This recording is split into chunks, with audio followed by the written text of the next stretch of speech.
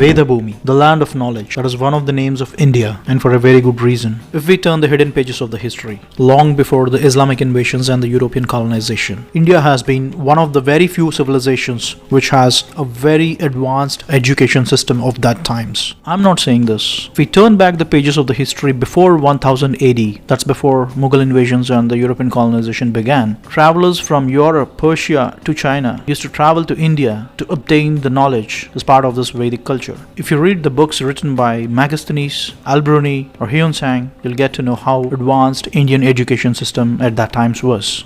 The knowledge of ancient India. It is one of the most comprehensive and complex education systems in the world. In this short video, we try to compile how the ancient Indian education system looked like. The heritage of the ancient Indian education and value system as we know today has been largely preserved by the inscriptions on the temples, manuscripts, and verbally transmitted from a teacher to a student. These are the three main sources from which we have been preserving the Vedic education system till today. Now let's see what they are. For ease of understanding, we have put it this way. There are 6 broad categories of Indian scriptures which hold the entire knowledge system. They are Shruti, Smriti, Purana, Itihasam, Agamam, Siddhantam. And they cover a diverse set of fields of education like mathematics, physics, biology, philosophy, astronomy, health sciences, linguistics, and many other branches of science and technology besides the theological concepts.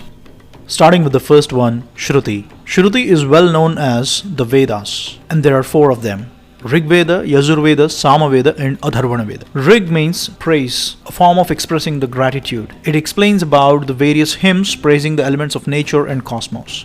And the second one is Yajurveda. Yajur means worship.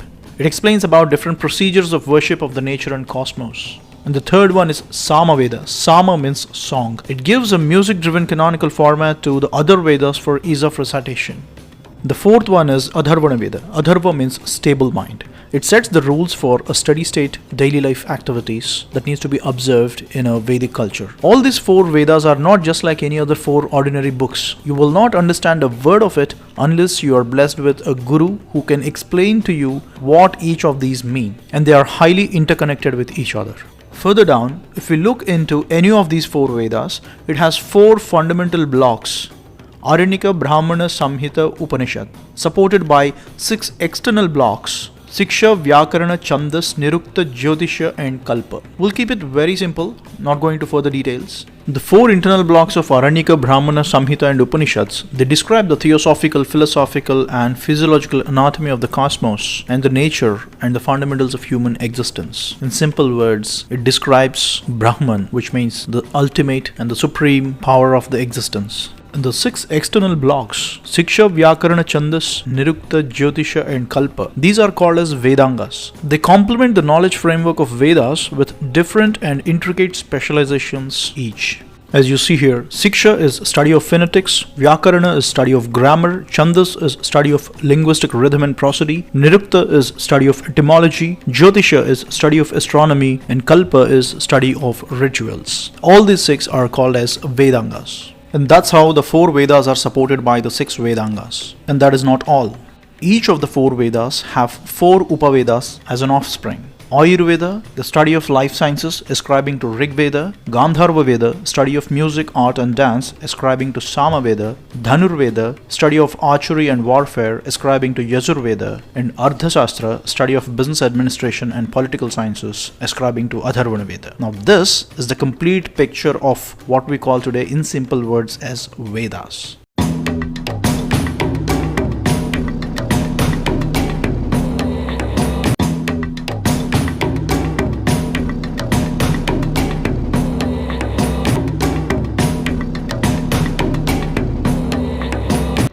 And the next one is Smriti. Smriti is authored by the sages and saints who mastered Shruti, which is the Vedas, and brought in their experiences and revelations. It is much like a thesis that the sages on different branches of studies like theology, philosophy, science, etc. It completely subserves or ascribes to Shruti, which is the final authority.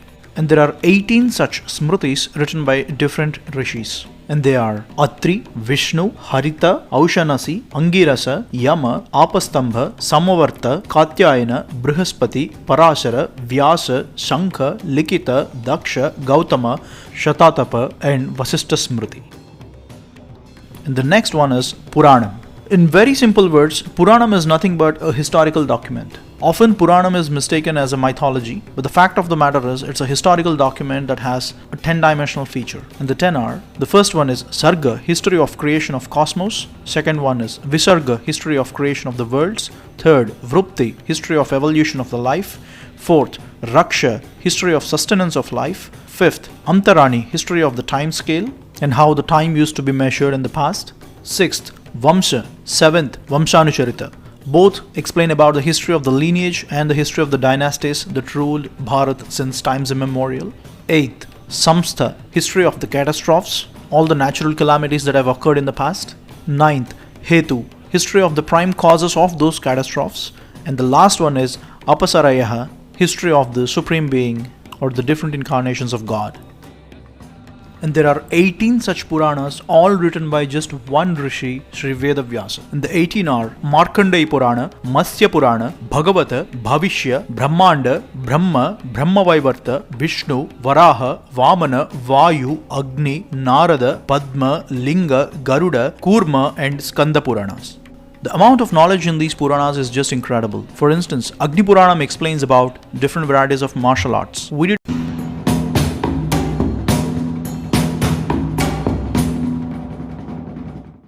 The next one in line is Itihasa. Itihasa, the word spells as Itihasa, which means this is how it happened. Of all the scriptures, Itihasas are the one which shaped up the ethos of India as we know today.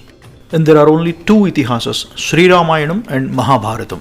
These two scriptures are of the highest order which defined, directed and drive the human values in India since thousands of years. And Bhagavad Gita, which is the epitome of all the sacred scriptures, is an integral part of the grand epic of Mahabharatam.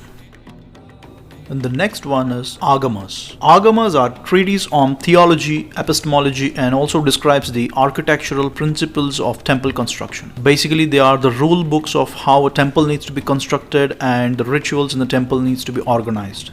All the magnificent grandeur of the Indian temples and the exquisite carvings that we have on the Indian temples. The source code of all that beauty is from Agamas. For instance, Shilpa Shastra, the branch of knowledge which deals with sculpting, is from Agamas. And there are 77 Shakti Agamas, 28 Shiva Agamas and 108 Vishnu Agamas. So wide and so deep. And the last one we have Siddhantam. Siddhantam means principles, a set of principles in different fields of science and technology. These are the most interesting part of the scriptures. For instance, in astronomy itself we have 18 Siddhantas which talks about different details about planetary motions, geometrical principles, trigonometry, calculus, a lot more. In this category, we have a huge set of scriptures that are in the fields of science and technology. To name a few, Sushruta Samhita by Rishi Sushruta on surgery and medicine, Aryabhattiyam by Aryabhatta on astrophysics and astronomy, Ardhashastra by Chanakya on commerce and business administration, Panchasiddhanta by Varahamihira on treatise of astronomy, Rasendra Mangalam by Nagarjuna on the science of alchemy, and the list goes on and on.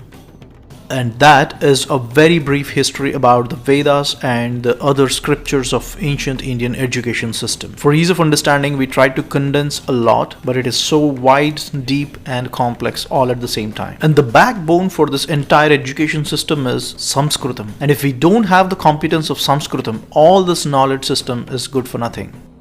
Let me give you one example and you will understand it. Here is a slokam from Aryabhattiya, written by Aryabhatta. Yes, the same man whom we celebrate that he invented zero. In this slokam, he gave two scenarios. The first scenario is two bodies moving in opposite directions, and the second scenario is two bodies moving in same direction. He says that time elapsed for R and B to pass through or otherwise is equal to the distance by sum of their speeds. And in the other scenario, it is distance by difference of the speeds. In simple words, he gave the equation of speed is equal to distance by time. This equation of speed is equal to distance by time is the foundation for kinematics, a branch of physics, which is the heart and soul of everything that moves in this world. This equation is the foundation in the engineering of be it a car or a space shuttle. This equation is a revolutionary discovery. But if we don't know how to read Sanskritam, all this is good for nothing. According to the documented history, Galileo Galilei in the year 1638, he published a book called Two New Sciences. In this book, he first gave the formula of speed is equal to distance by time. Now don't start judging Galileo. All his work is original, and if you read this book, you'll get to know. He did not get inspired from Aryabhatta. But the fact of the matter is, something that was discovered by Aryabhatta in 510 CE had to be rediscovered by Galileo in the year 1638. In these 1000 years, the speed is equal to distance by time equation, which is written in Sanskritam, is locked up in Aryabhatiya. 1000 years. Imagine what could have been the impact if this was known earlier to the whole world. All we know about Aryabhatta is he invented zero, but he has left us a wealth of information. Well, how many such equations and other scientific concepts are hidden in the Indian scriptures, which are written in Sanskritam, waiting to be decoded? Well, I'm not saying that all the great things in this world were invented or discovered by Indians, but all the great things that were done by Indians are not known to the world.